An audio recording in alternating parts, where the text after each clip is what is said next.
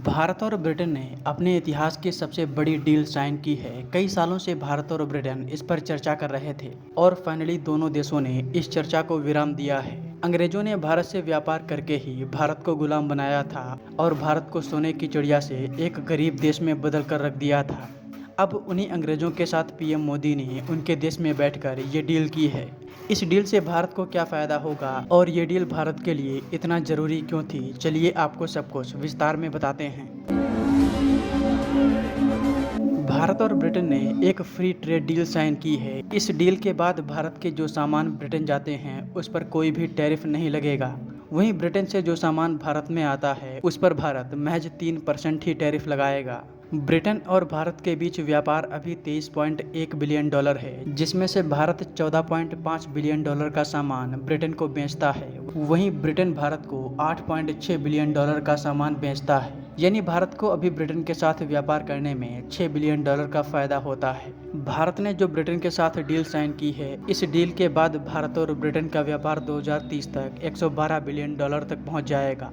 इससे भारत की अर्थव्यवस्था को एक मैसिव बूम मिलेगा। अब आप में से कई लोग ये सोच रहे होंगे कि इस डील से ब्रिटेन को भी तो फ़ायदा होगा। जी हाँ, बिल्कुल, ब्रिटेन को इससे फ़ायदा तो होगा, लेकिन भारत जितना नहीं, क्योंकि भारत ने ब्रिटेन के सामने ऐसी शर्तें रखी हैं जो वाकई में बहुत शानदार हैं। एक तो भारत ने अपनी डेयरी और कृषि मार्केट का लिमिटेड एक्सेस ही ब्रिटेन को दिया है, ताकि हमारे किसानों को कोई नुकसान ना हो सके। इसके अलावा भारत ने ब्रिटेन की दारू भी सस्ती हो जाएगी। अभी भारत ब्रिटेन की दारू पर 150% टैरिफ लगाता है, लेकिन ट्रेड डील के बाद ये टैरिफ 75% यानी आधा ही रह जाएगा।